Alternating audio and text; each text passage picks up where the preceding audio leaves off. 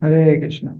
So, Kadambani, and in that we discussed Adha Shraddha, Sadhusvan, Bhajan Kriya. Then we started discussion on Anartha Nivriti, and in Anartha Nivriti we discussed Sukrututta Anartha, Duskrututta Anartha, and then we started our discussion on Aparadutta Anartha. So in the Aparadutta Anartha, we are discussing currently the section of how especially Vaishnav Ninda is deadly. How Vaishnav Aparad is a very serious offense. In the same series, now we continue. Na आचार्यम एतद्यत Satti सर्वदा महद्विनिन्दा कुनपात्मवादिषु तेरस्यं महापुरुषपादपां युधि निरस्ततेजस्सु तदेव शोभनम्. It is not surprising that the materialist Etat Asatsu, claiming the gross body as a soul, Kun Patma Vadishu, constantly criticize the devotee Sarvada Mahat Vininda with envy and become deprived of their power by the dust from the feet of the great devotee. Mahapurushapada Pamsubhi. That glory of that criticism is the result it gives. Tat eva shobhanam. We think that how those who are non-devotees or materialists, they criticize the devotees with envy, and what happens? That they lose the opportunity to have the mercy of the devotee. So many times some people they question like this, that there are verses in the scripture, like in 11th canto, this verses, that what happens to those people who for most part of their life do not worship Krishna. And it is mentioned that anyone who is not a devotee of the Lord, he cannot protect himself from sin. So meaning if someone is not a devotee of the Lord, then in most cases he goes to hell. So then sometimes people they question that then there are so many people they are not knowing only about all this. So they are innocent, then how come Krishna is so cruel? Why Lord has made system like this? So actually Krishna is always very kind, very merciful as a super soul, always accompanying a jiva.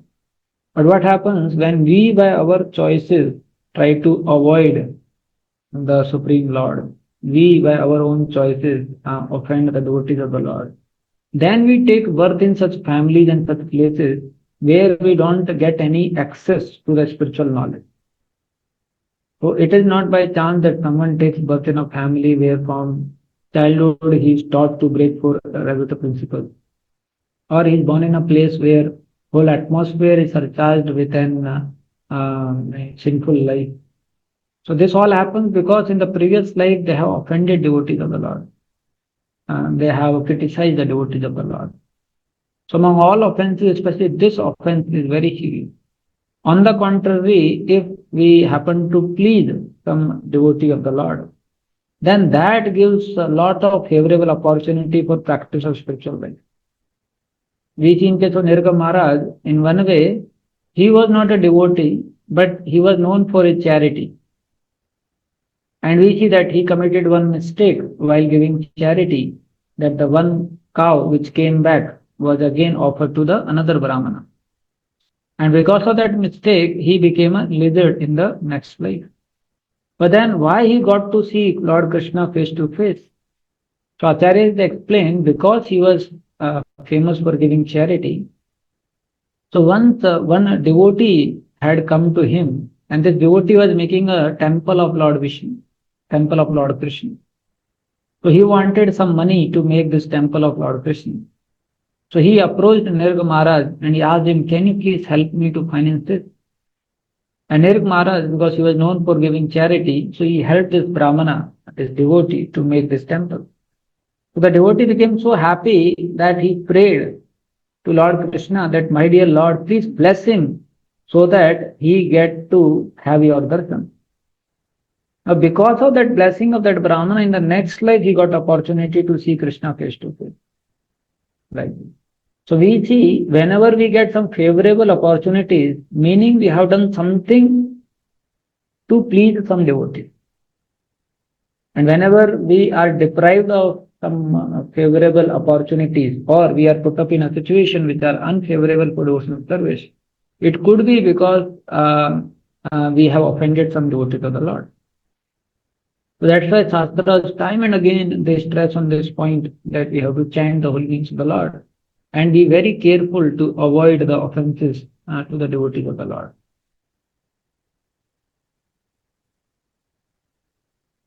Then further he says, conventional rules cannot be applied. However, to the powerful, spontaneous, most elevated Bhagavatas, who may sometimes bestow fathomless mercy even to the most undeserving or offensive. So he's saying now we may see some cases where someone has offended a Mahabhagavat, but still they received the mercy of those Mahabhagavatas. So they are very exceptional cases, and that also because of the greatness of those Mahabhagavatas. But then these cases cannot be taken as a general case. They are very exceptional case. Like here the example is given that King Rahuguna happened to in one way offend Jad Bharat. But then still Jad Bharat bestowed his mercy on King Rahuguna. Same way we hear that how Kolatunga, who in one way plucked out the eyes of Quraysh, and we see that when Srila Ramanujacharya told Quraysh that you go and pray to Lord Ranganath to get your eyes back. And he goes and he says, my dear Lord Ranganath, if you want to give me something, then please give your spiritual abode Vakunta to that Kolatunga who plucked out my eye. And Lord was surprised. Lord says, Arey, I was planning to send him in hell for eternity. Then he says, my dear Lord, please bless him so that he can go to your spiritual abode Vakunta. So these are very exceptional cases where someone is so kind, so merciful that in spite of somebody offending him, still he prays for his mercy or still he blesses him. But in most cases and in general cases, what happens? That a person, if he offends, then he gets reaction of that. And what is the reaction? Aparadha means he will go away from the mercy of the Lord. He will go away from Krishna. That is the symptom of somebody who offends. In a similar way, Chediraj, the Vasu who flew in the sky, showed the mercy to the atheist heretic Ditya who had come to him for violence. In Mahabharata, there is a story of how Chediraj, who is Chediraj? Shishupal, on taking the side of demigods who were arguing with some Brahmrishi, was cursed by them to fall from his flying chariot to Patal, where he continued to perform his bhajan. So this one story is given that how he was took the side of demigods and started arguing with some Brahmarishi, and because of which he was cursed to fall from his flying chariot to Patal, where he continued to perform his bhajan. And in the same way, we see Nityananda Prabhu showing mercy to most sinful Madai, even though Madai attacked Nityananda Prabhu. So the offense of Guru Avagya or disrespect to Guru, the third aparat, may be considered in the same way as the first aparat. So the first and third are connected. Vaishnava aparat can include the spiritual master also. So in that way, the first and third are connected.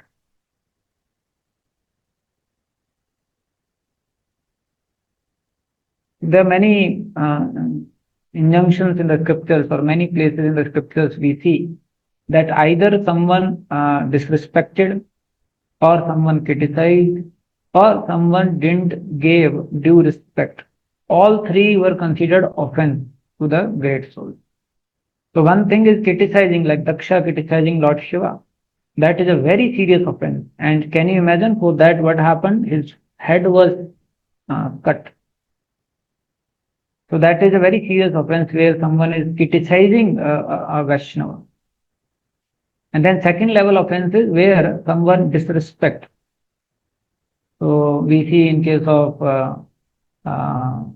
there are some examples where somebody may disrespect, and because of which, then the offense happens to the person. Like we see in case of Ramachandra Puri.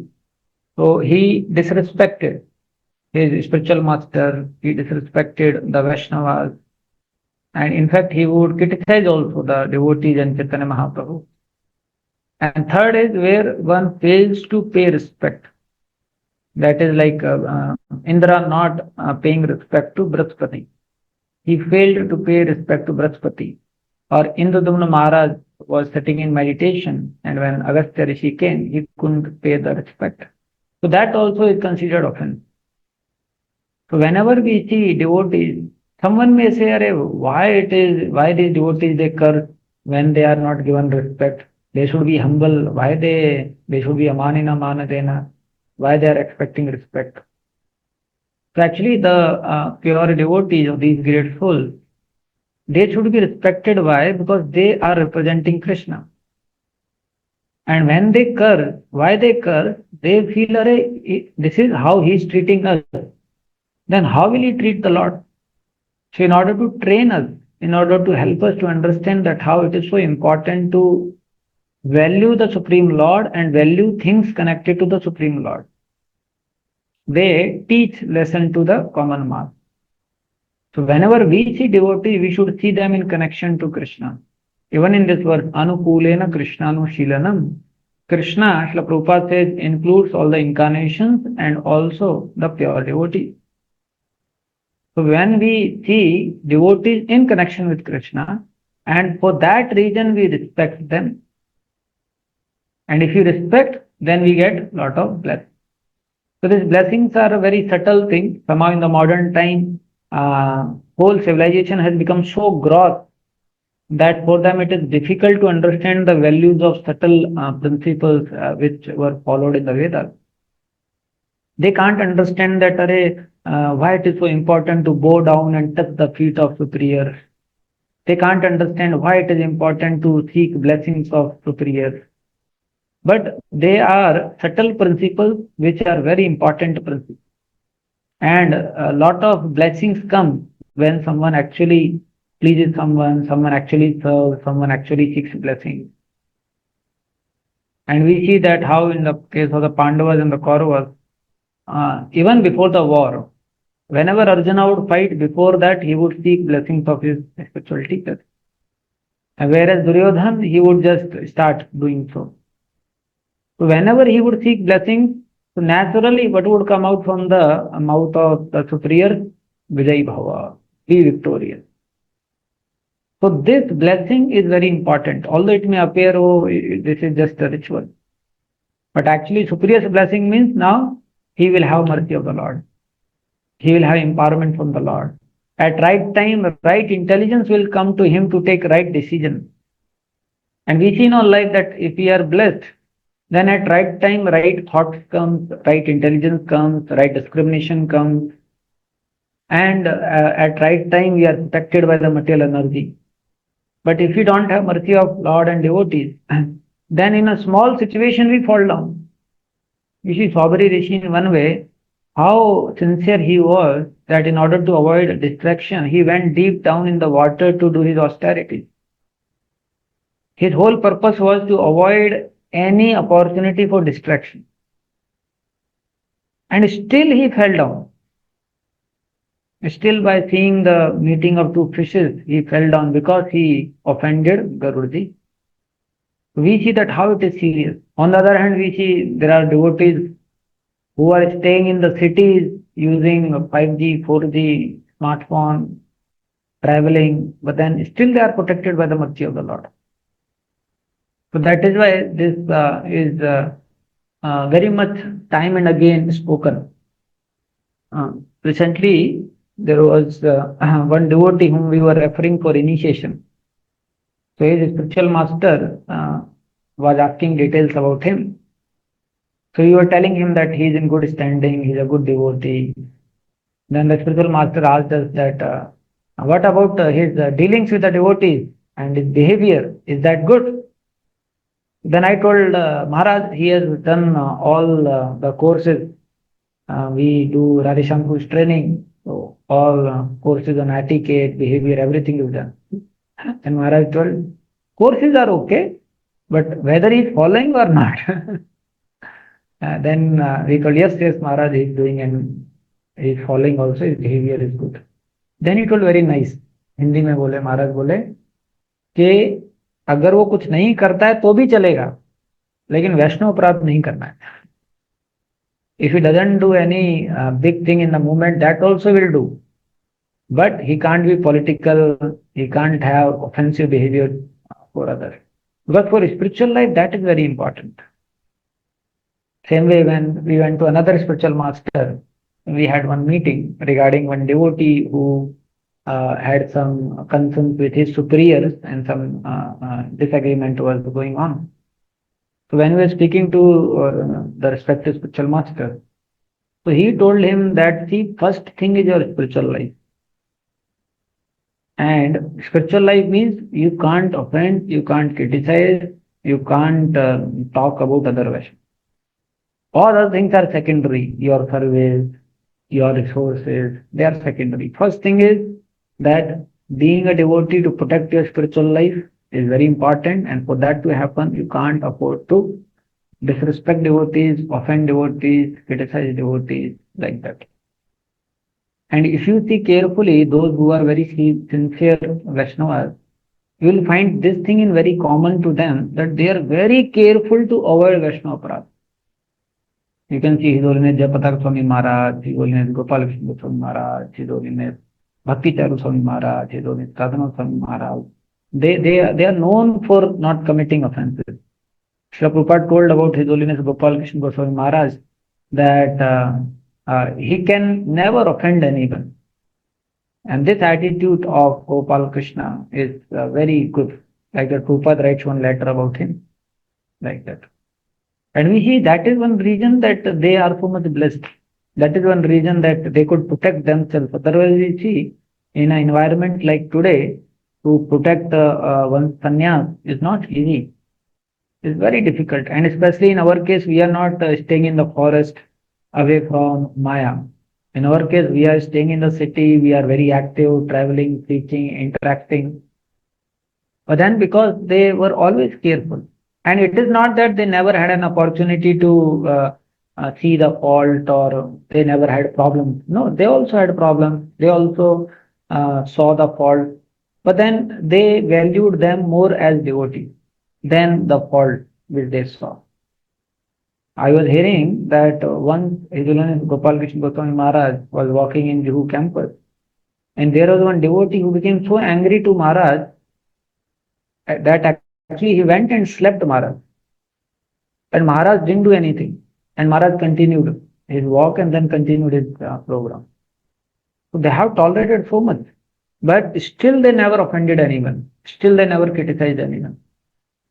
You'll find some of them, they underwent a lot of difficulties in their brahmachari life or a lot of austerities in their prior life.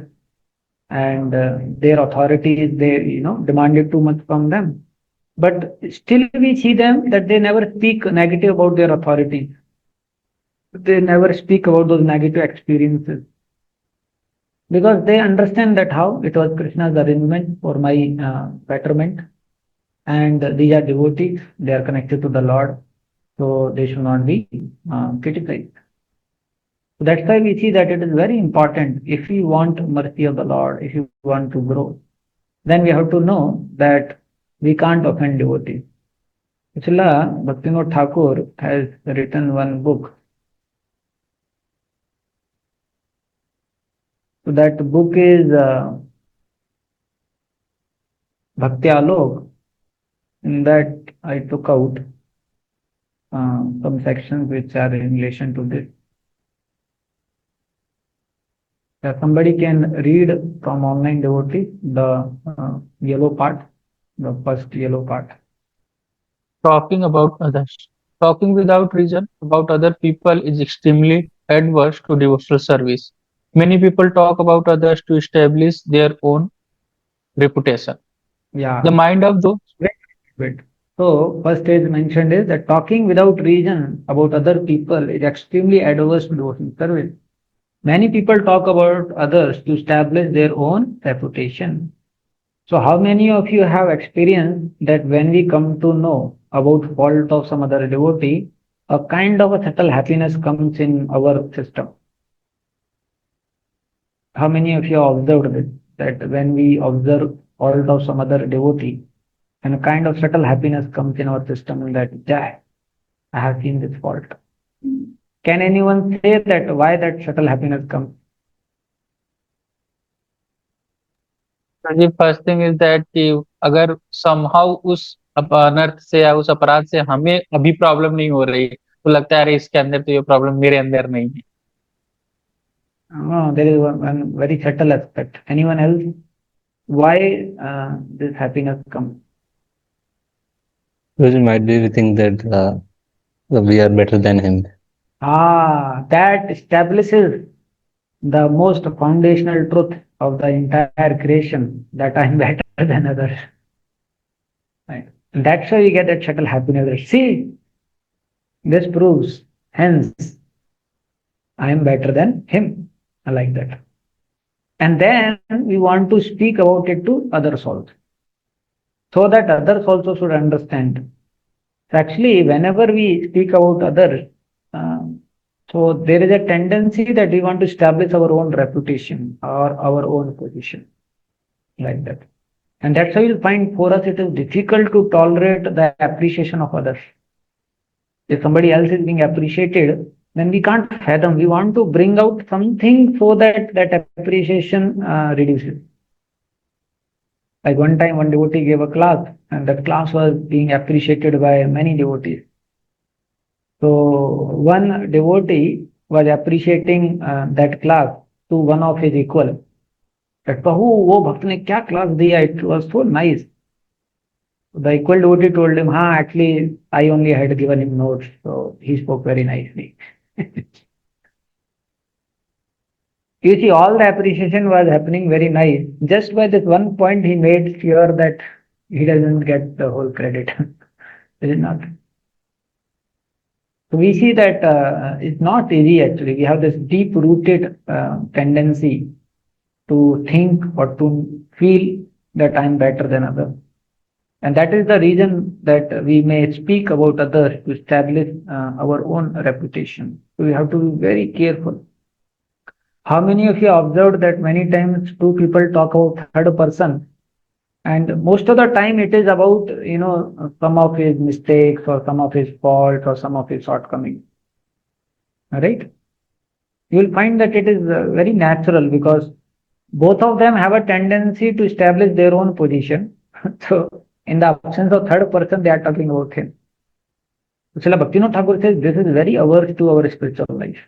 This is very averse to devotion service. The mood in the Vaikuntha or the spiritual world is that everyone is better than me. I am servant of all. So we are Das.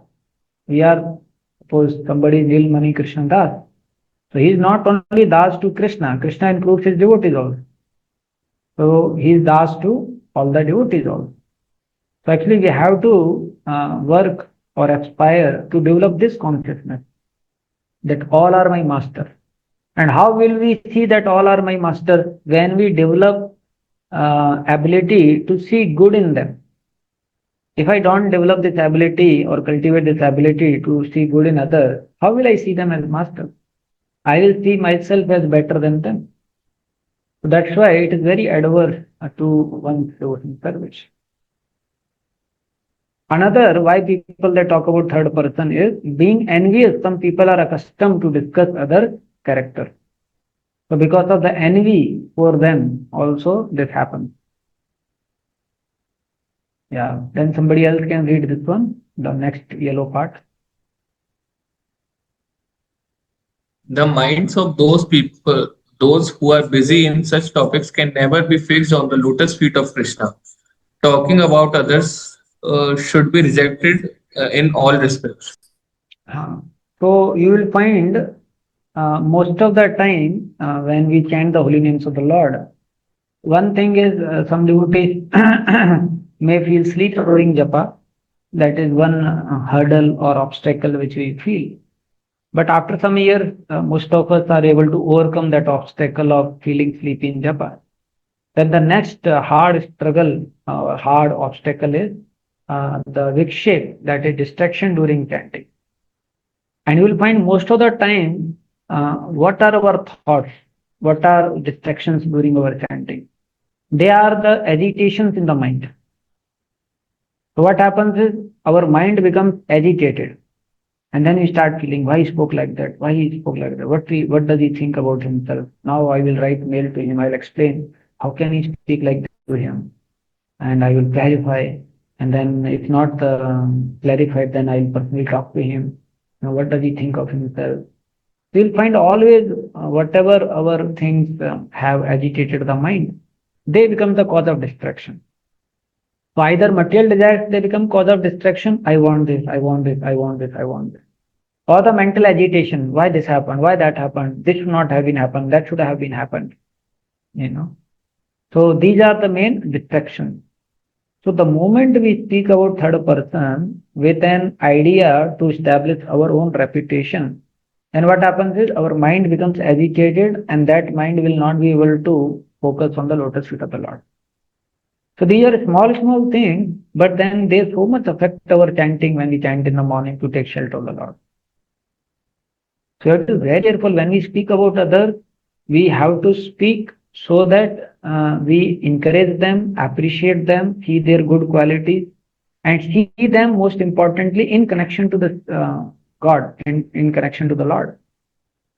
And then you'll find it will have so much impact on the early morning chanting which we do. But then there is a tendency. One is there is a tendency to talk, Jiva Vegam, and then there is a tendency, Vacho Vegam, and then there is a tendency to speak about others. These two tendencies are very dangerous in spiritual life. That you want to talk and you want to talk about others, negative about others. But in the practice of devotional service, there are many favorable topics that are faultless, even though they are about others. In order to completely renounce talking about others, one needs to live in the forest. The two different type of practicing devotees are householders and renunciates. They saying, if someone wants to fully avoid talking about others, that is not possible unless he goes to forest and he is alone. Now there are two kinds of people. One are householders, one are renunciates. So those who are householders, they cannot avoid talking about others. They have to talk. But they have to see that those talks are the important talks, constructive talks, positive talks, not with the idea to bring down someone. And those who are renunciate, they should try their best to fully avoid talking about others. Like that Srila Bhaktivinoda Thakur says in Bhakti Alok book. Yeah, then this also. Somebody can read this? Speech in the form of blaspheming sadhus is the source of great inauspiciousness. If one wants to attain devotion to Lord Hari, then he should make a vow like this. In this life, I will never blaspheme sadhus. Devotees are sadhus. By blaspheming them, all one's virtues are destroyed. Yeah. Srila Bhaktivinoda Thakur says, speech in the form of blaspheming sadhu is a source of great inauspiciousness. If one wants to attain devotion to Lord Hari, then he should make a vow like this. In this life, I will never blaspheme sadhu. So if somebody wants to attain devotion to Lord Hari, then he has to take this vow. He's saying vow. Like we take vows to chant the holy names of the Lord in the front of the spiritual master. Same way he's saying we should take a vow that in this life I will never blaspheme sadhu. Now many times, some devotees say, Prabhuji, faults are there, we are seeing fault, how we should avoid. Faults are there and faults will be there. Kale dos nide rajan. Kaliuga is the ocean of fault. So seeing fault is not greatness. Not seeing fault and seeing the good qualities in others, that is the greatness on our part. So faults are there. We can protect ourselves from those faults and try to see what good that person is having and talk about that good part. And as far as faults are concerned, that is the responsibility of his mentor, counselor, spiritual master, authorities. We don't have to worry. And if there is a fault which is very much disturbing you, then you can report to his mentors or counselors or his authority. But we have no business in trying to blaspheme him or in trying to criticize him. So this is one very important vow which we have to take. In one lecture, His Holiness Bhakti Vigyan Swami Maharaj was telling that these things are such that if somebody is not very careful and he thinks fault and he is talking about it or he is blasting or he is speaking negative about devotees, they are so dangerous that after some time he does not realizes or comes to know that he is doing wrong. If one is not careful initially, you will find their devotees very casually they blaspheme. Very casually they speak negative about other devotees. And it has become their nature, it has become their habit. And you will find them, they become highly independent. You can find them that they don't develop advancement in spiritual life. And another most important thing you will find them was that they will not have a spirit to preach. They will not have a spirit to assist in the mission of Srila Prabhupada. But they don't understand that they are doing something wrong. They feel it is natural. So Maharaj was telling, in some communities, Vaishnava Aparadh has become normal. There are some Vaishnava communities, he was saying, offending devotees or speaking negative about devotees or speaking or criticizing devotees has become normal in those communities. And you can see that those communities can never make spiritual advancement. Those communities cannot grow. Those communities cannot thrive. Right? So that is the most important aspect is that we have to see that I don't blaspheme devotees. Whenever we see devotees, we have to see them carriers of Krishna's mercy. That please them, serve them, respect them, and seek Krishna's mercy. This is the only vision which we should have when we see the devotees. That they are the carriers of Krishna's mercy, and let me do something so that I can get their blessings, so that I can get some Krishna's mercy. And if we have this vision, and with that vision we try our best to respect all and serve. Now this does not mean that we associate with everyone, even though we may see some tangible fault. No. That's why Srila Rupa Goswami talks about Kanishta Adhikari, Madhyam Adhikari, Uttam Adhikari. But that discrimination is not for the purpose of judgment, but is for the purpose of taking association. We don't analyze devotees to judge them. But why this discrimination is given in the scripture, Kanishta Adhikari, Madhyam Adhikari, Uttam Adhikari? Not for the purpose of judgment, but for the purpose of taking association. When it comes to taking association, we can be careful and we can take association from those who have affection for us, who can give time to us, from whom we feel spiritual inspiration. So that we can do. But we can't afford to offend anyone. We can't afford to criticize anyone. We can't afford to blaspheme anyone. That we have to see. Like that. Like that he says, and then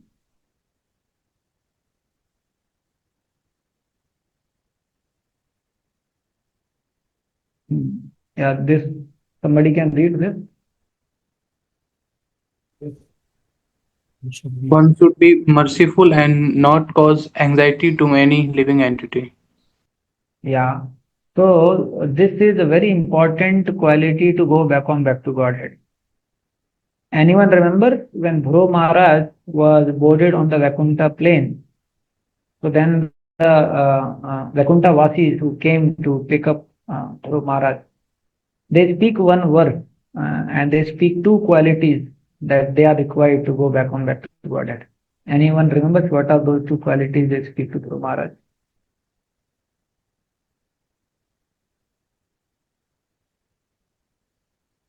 Okay. So I also don't remember. That's why I was asking. But one of them was being merciful. They say that when someone has these two qualities, then he can come back to Godhead. So one is being merciful and not cause anxiety to any living entity. This is very important. See, especially in a Vaishnava society, we have to be very sensitive. See, we will not offend devotees physically, at least that much training is there. And fortunately, whatever we think in the mind is not counted. But mostly we offend devotees either by our speech or by our behavior, which causes anxiety to them. Like suppose some devotee has a habit of taking some other things without asking. And now you come, suppose your pen he takes, and then you are in need and you come and you find pen is not there. So it causes anxiety to you, is it not? That I kept here only, where the pen went. So some devotees have certain behavior which causes anxiety to others.